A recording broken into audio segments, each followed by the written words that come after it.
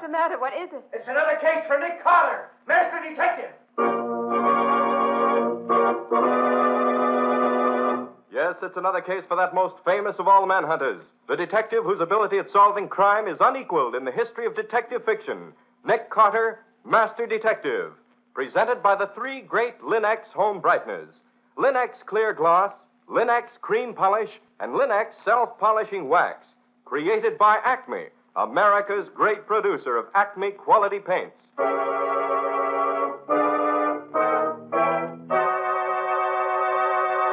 Today's curious adventure, Monkey Sees Murder, or Nick Carter and the mystery of the Peruvian red mark. In just a moment, we'll hear how Nick Carter solved the mystery of the Peruvian red mark with the aid of Professor Ben Toole's stuffed monkey. But first, a word about good housekeeping. Millions of women have wisely come to depend upon Chemtone, the miracle wall finish. And other millions are now coming to depend upon the three great Linex home brighteners to give their floors, their woodwork, and their furniture the same radiant beauty that Chemtone gives to walls. Linex Clear Gloss Varnish, the durable super varnish that dries to an elastic, transparent surface which protects all wood and linoleum in your home. Linex Cream Polish, which cleans as it polishes, leaving no oily film on your furniture. And Linex Self-Polishing Wax, which beautifies your floors with a satiny yet tough non-skid finish that resists wear, water, and dirt. You'll find the three great Linex home brighteners at your hardware, paint, or department store. Your headquarters also for Chemtone, the miracle wall finish. And now for today's mysterious adventure with Nick Carter. As we pick up our story for today, we find Nick packing his bag in preparation for a trip to Boston. Patsy is supervising the job. But do you think you ought to go to Boston with that cold, Nick? Well, I'd much rather stay home, Patsy, but I feel that Professor Coleman really needs my help. How do you happen to know this Professor Coleman? Well, some years ago, before you came to work with me, a friend of my father's took me on an expedition into the wilds of Peru. Professor Coleman was one of the men in charge. We've been close friends ever since. Where's that letter you got from him? Right here. Thanks. Dear Carter, is there a chance of your getting up this way? I should like to discuss with you a most delicate problem which has suddenly come up, one which is driving me out of my mind. I've tried to write it, but without success. With exams coming up, I can't get away. Please come. I need you desperately. Charlie Coleman. Well, it certainly sounds pretty serious. Yes. Can't imagine what he's talking about, but I think enough of him to want to help him if I possibly can. So I'm going to Boston, cold or no cold. Wonder if old John is still with the professor. Who's old John? Oh, he was sort of a handyman around the university for a long time. Then his memory began to fail him, and after a rather serious accident that cost the chemical lab quite a bit of money, they had let him go. Professor Coleman took pity on him and gave him a job as his housekeeper. Old John idolizes the professor. When do you get there, Nick? So I should be there about dinner time this afternoon, I expect. Certainly be glad to see the old boy again.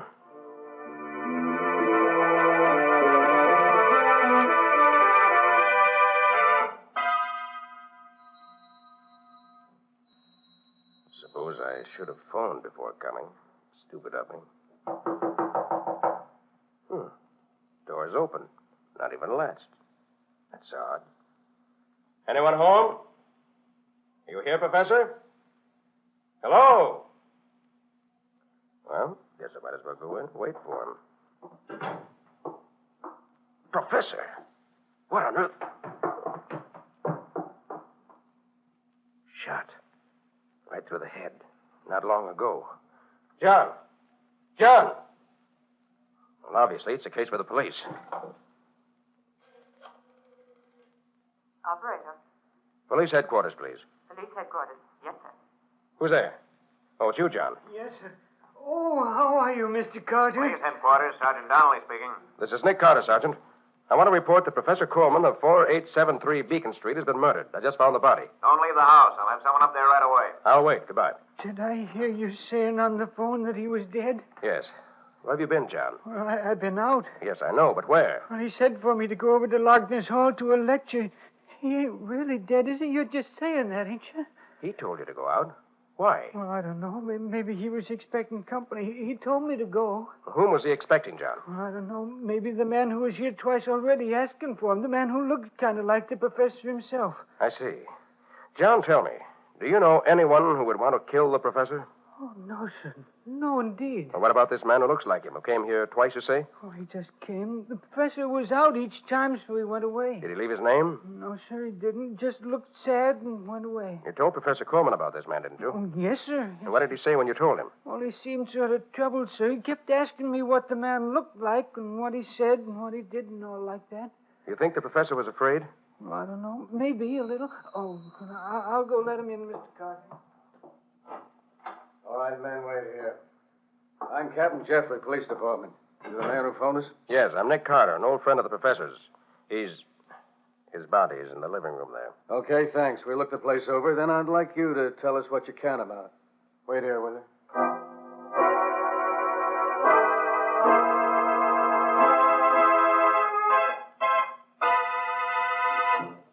And you say you've known Coleman for years? Yes, ever since we went on that Peruvian expedition together.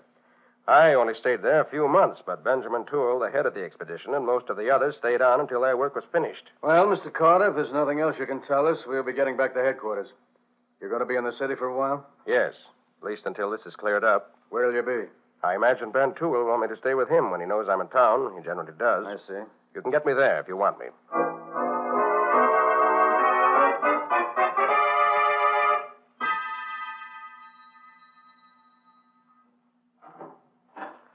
Hello, Ben. Carter. Nick Carter. Well, this is a surprise. When did you get into town? This afternoon. Well. I'll call Peterson and Charlie Coleman right away. We must have a real old-time reunion. I've just come from Professor Coleman's, Ben. He's dead. Huh? Dead? Charlie dead? Oh, surely you're not serious. I'm afraid I am, Ben. He was murdered late this afternoon. Murdered? It doesn't seem possible. Didn't to me either. You see, here, we better call Peterson and tell him. He should know at once. Suppose I ask him to come over right away. But you don't realize, Nick, how he and Coleman have drifted apart in the last couple of years. He's still hot-headed as ever, I'm afraid. Oh? Why, what was the trouble between him and Coleman? Coleman thought Peterson drank too much. Peterson was in his department, you know.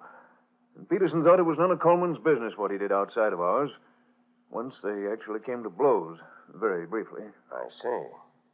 I suppose Pete will take over Professor Coleman's job now. He was in line for it, wasn't he? Yes, with a nice salary increase, too.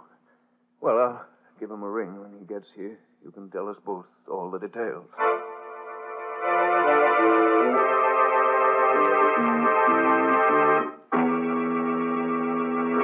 And that's all I can tell you. I don't suppose, Peterson, that you have any more idea than Ben does what the problem was that Coleman wanted to discuss with me. Not the slightest, Carter. You and I were scarcely on as intimate terms as that. Of course, I'm sorry that he's dead, but I don't expect to go into mourning for him. We're all sorry he's dead. He was a good man and a good scientist. Yeah, I've got to be running along. I have work to do. Nice to have seen you, Carter. Now, wait a minute, Peterson. Let's drink a toast to Coleman's memory before you go. No, thanks. I've stopped drinking. Since when? The stuff was beginning to get me.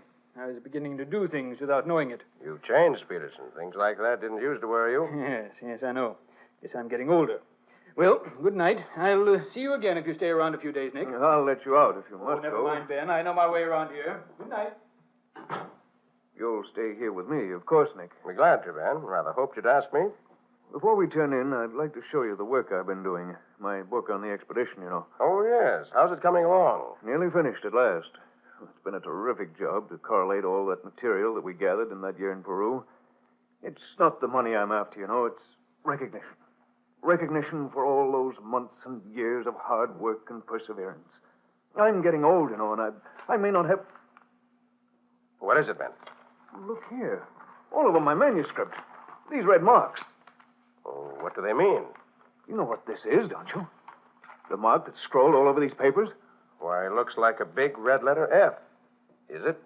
After you left the expedition and went back to New York, we found one of our head guides murdered in his tent one morning. And on his face and all over the walls of the tent, written in his blood, was the same symbol. The natives told us it was a message, a warning, a promise of death. But who in the world could have... I don't know. I don't understand it at all. First Charlie Coleman murdered, and now this. Oh, what can it mean? I don't know, Ben. But the best thing to do right now is call the police. It's undoubtedly linked to Charlie Coleman's death some way.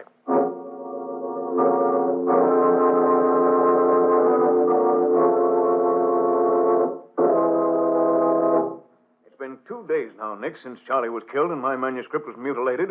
Are the police gone to sleep entirely? I talked to Captain Jeffrey yesterday, Ben, but he hadn't learned much that was of any help. Pardon me, Nick. I'll see who's there. Good afternoon, Professor Toole. Hello, Captain Jeffrey. Have you got some news? Well, yes and no. Oh, hello, Mr. Carter. Captain? Glad you're here. See what you two can make out of this. What is it, Captain? This letter, we found it among Professor Coleman's things yesterday. As you see, it's dated about a week ago and comes from a firm of lawyers in Chicago. You care to read it, Mr. Carter? Yes, of course. Well, that's odd. What is it, Nick? Briefly, it says that Professor Coleman's father died a few weeks ago, and the lawyers just found out. His will left his entire estate to his two sons, Charles and Bennett. Well, that fits in with what old John was telling me the other day about the stranger who resembled Coleman. I hadn't heard that. And Professor Coleman's servant told us about him. We checked up on him. It's pretty certain that a man who looks a lot like the professor has been seen around quite a bit recently. Several persons have seen him. Was he alone always? Yeah. No one has ever seen him with a professor. Did you read the rest of the letter? Yes. Goes on to say, Ben, that if one brother only survives, he shall have all the money. But the letter says the lawyers have had no word about Bennett's whereabouts for over 5 years. They want to know if the professor could help them. The surviving brother gets the whole estate? That's it. Then maybe the stranger was Bennett. And maybe he killed Charlie so that he'd be the surviving brother. Or perhaps they had an argument over the money and the professor was killed in a quarrel. Did you know about his brother, Ben? Yes. Charlie told me a long time ago. But he swore me to secrecy. But after what's happened, I think I better tell you. Charlie's brother, Bennett Coleman, has another name. Vern Call. Vern Cole? Why, he's a crook. Is he Charlie's brother? Yes, and he's bad. All bad.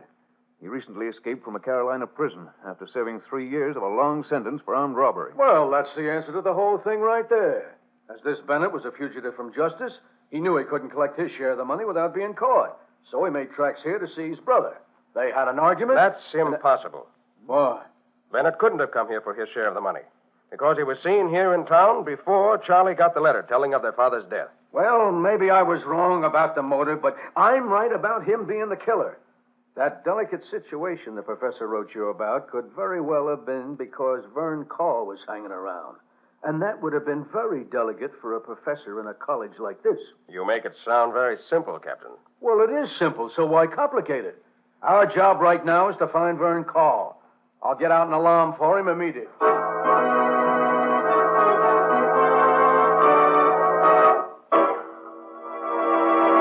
So Professor Coleman has a brother who's an escaped convict. He's been seen near the scene of the crime. That seems to be the obvious answer. But is Nick himself satisfied with the solution, or do his suspicions point in another direction? We'll see in just a moment. These are days when your folks are likely to come tracking into the house with wet boots and galoshes. And those tracks can mean a great deal of work for you homemakers. Not only do you have to wipe up the floors, but it's quite likely that moisture may impair the floor finish. So here's the wise thing to do. Protect the floor surfaces in your home with Linex Clear Gloss Varnish. It's easy to brush on, and it leaves your floors and linoleum with a lustrous finish that keeps its beauty a long, long time. For Linex Clear Gloss provides an elastic, transparent finish that really wears. It actually resists damage by hot grease, boiling water, fruit acids, perfume, even alcohol. And it lessens your housework amazingly, for it keeps dirt on the surface where you can wipe it away easily with a damp cloth. Depend on Linex Clear Gloss, the super varnish. Thousands of wise homemakers have found it the finest household protective finish in their experience. So ask for it at your dealers. Linex, L-I-N-X. Linex Clear Gloss Varnish. You'll find all three great Linex home brighteners and Chemtone, the miracle wall finish, at hardware, paint, and department stores everywhere.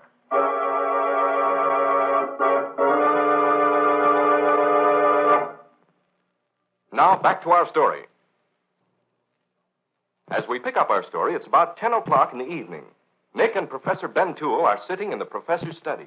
I think I'll turn in, Ben, if you don't mind. Nick, you think Captain Jeffrey was right this afternoon? No, I doubt it. Vern Cole doesn't explain the marks on your manuscript. Sounded like the window in your study being... What I thought. The stuffed monkey on my desk. What the deuce? Somebody moved the monkey from the top of the bookcase down onto my desk. put the dunce cap on him and put that card in his hand. That red ink sign on the card. The same as the one that was on your manuscript, isn't it? Yes, Nick. The same sign. It's come again. Is your window locked? No. No, it isn't. That's how we got in. But who, Nick, and why? Ben, this card is fastened to the monkey's paw by a hunk of chewing gum. Chewing gum? Yes. Ben, I'm going out. I don't yet know why this stuffed monkey was placed on your desk, but I think I know who did it.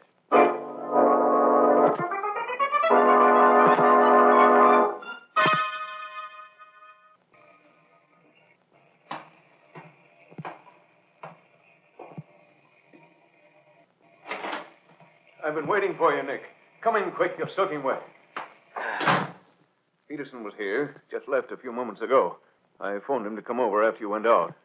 Ben, old John Dyson was murdered tonight. Old John, murdered. Yes, shot.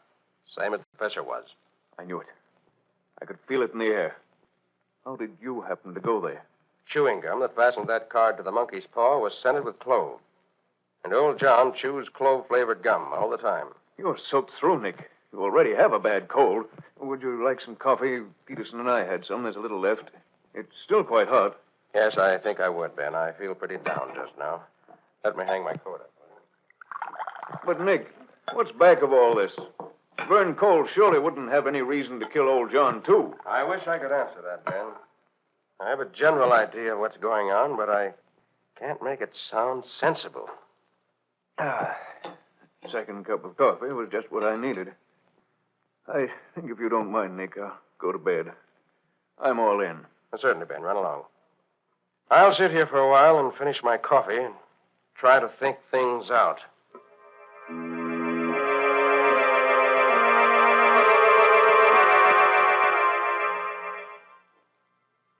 Oh, my stomach. Something I ate. Or drank. Coffee. And poisoned coffee. I gotta find something and get rid of it. Get my stomach emptied out. I've got to get rid of it.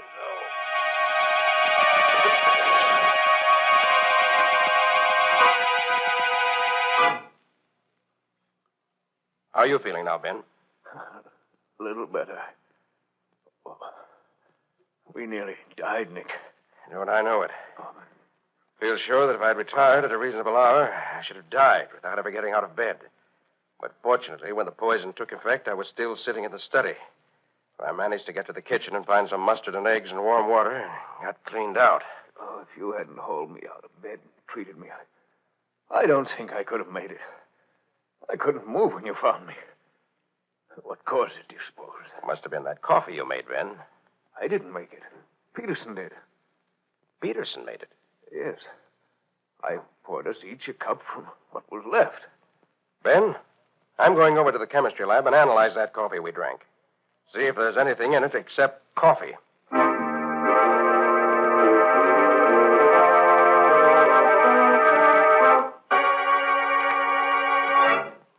You found there was arsenic in the coffee left in your cup, Carter? Unquestionably, Captain. Enough to have killed us both many times over. And Toole says Peterson made the coffee. Yes. Say, Peterson was with you on that Peruvian expedition, wasn't he? Well, yes, he was, but there's no motive, Captain. Yeah. Oh, by the way, the alarm I sent out for Vern Call, or Bennett Coleman, if you prefer, has brought results. He's been in a hospital in Alabama for the past month with a broken back. Victim of a hit-and-run driver. I was right, then. I thought it was funny he and Charlie were never seen together. Huh? Then who was the stranger who looked so much like Professor Coleman? Hey, maybe Peterson can tell us something about that. He's got a lot to explain before he's in the clear.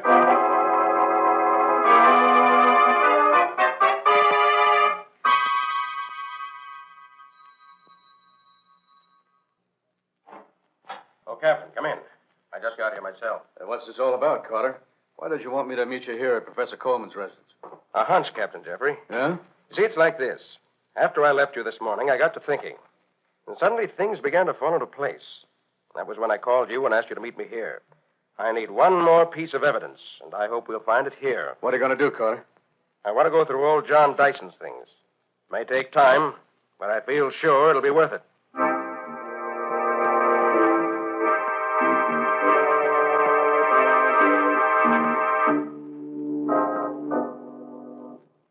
Well, if you can find any place in this room that you haven't gone over with a fine-tooth comb, I'll eat it.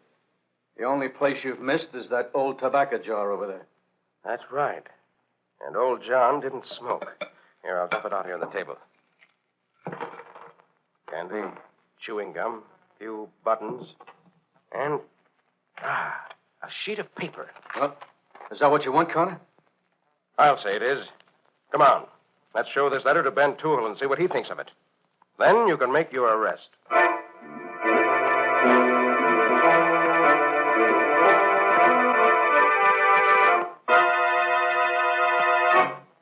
This is Ben's room.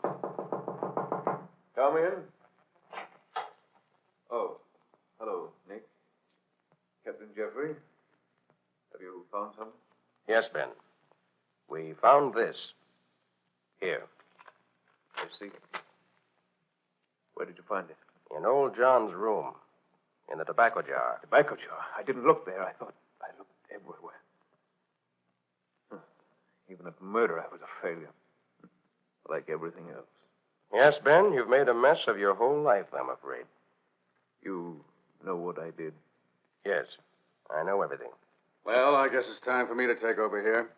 I'm sorry, Professor Toole, but you're under arrest for the murder of Professor Coleman and old John Dyson. The attempted murder of Nick Carter. I'm sorry, Nick. I've always liked you. But I couldn't stand the thought of being known as a failure in my chosen profession. I hope you understand. Yes, Ben, I do. And I'm sorry for you. But murder is never the answer. It can't be. Although most murderers find it out too late.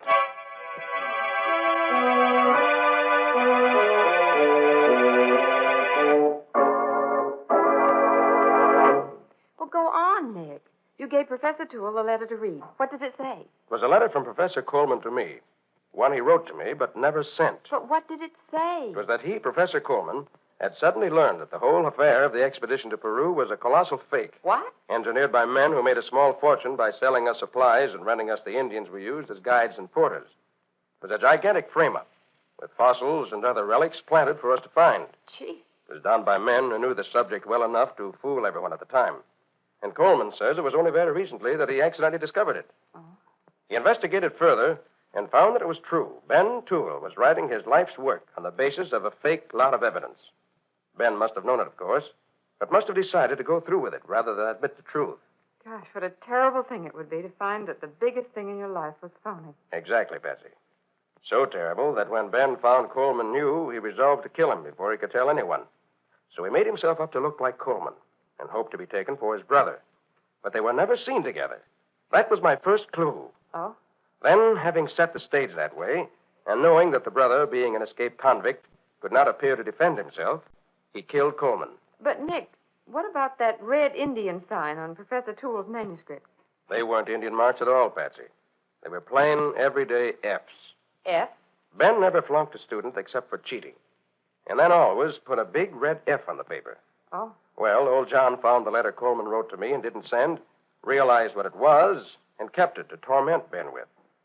He hated Ben because Ben was one of those who had old John fired from the college after the accident in the chem lab.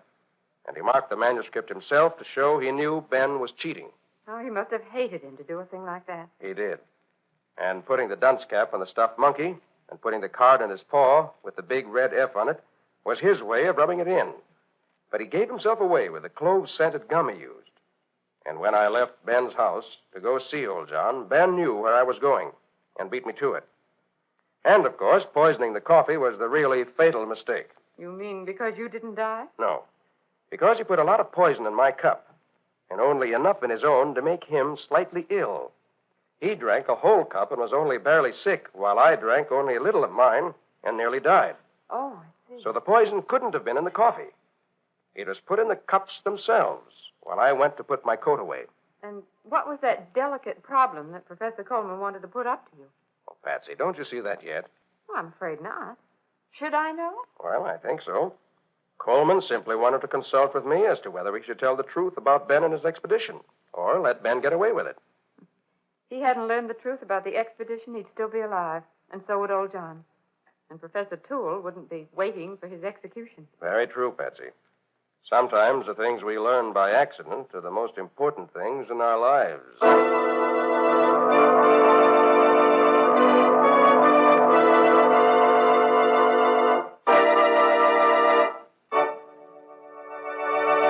In just a moment, Nick and Patsy will bring you a preview of next week's exciting case. But first, note this. Pleasant surroundings make you happier, calmer, more contented, don't they? That's why thoughtful homemakers make a point of keeping their homes pleasant, shining bright, and sparkling clean. Thousands of American women have turned to the three great Linex home brighteners to help them with this task. For instance, Linex cream polish for fine furniture gives your household things a handsome, lustrous look in half the time. That's because Linex cream polish cleans as it polishes, saving one whole step in your cleaning day routine. Only one quick application is needed to remove that cloudy accumulation of dust and previous polish. And at the same time, Linex cream polish does away with messy fingerprints and helps conceal ugly scratches. And it leaves no oily film to attract more dust, to make more work.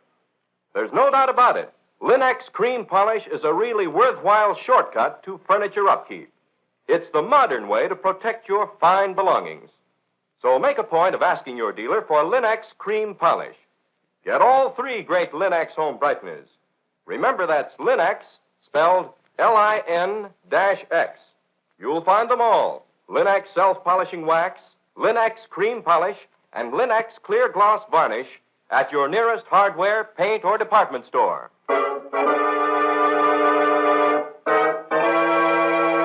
And now let's hear from Nick Carter himself. What's the subject of your story for next week, Nick? It's about a fire, Ken. A fire that started mysteriously in a button factory in the dead of night. But what interested Nick was that a girl was found, bound and gagged and burned to death on the top floor of the factory.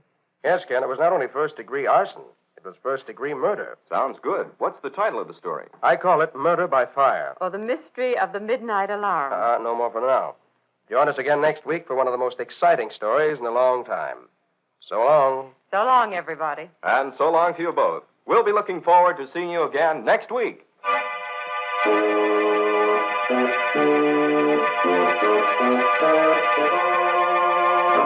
Next week at this same time, listen to another curious experience of Nick Carter, Master Detective, entitled Murder by Fire. Or Nick Carter and the Mystery of the Midnight Alarm. Nick Carter, Master Detective, is featured in Street and Smith magazines. Lon Clark is starred as Nick with Helen Choate as Patsy. Original music is played by Lou White, and the programs are written and directed by Jock McGregor. Nick Carter, Master Detective, is presented each week at this same time and over these same stations by the three great Linex home brighteners. Linex clear gloss varnish, Linex cream polish, and Linex self-polishing wax. Created by Acme, America's great producer of Acme fine quality paints. This is Ken Powell speaking for the thousands of Linex dealers all over America and saying so long until next week. This is Mutual.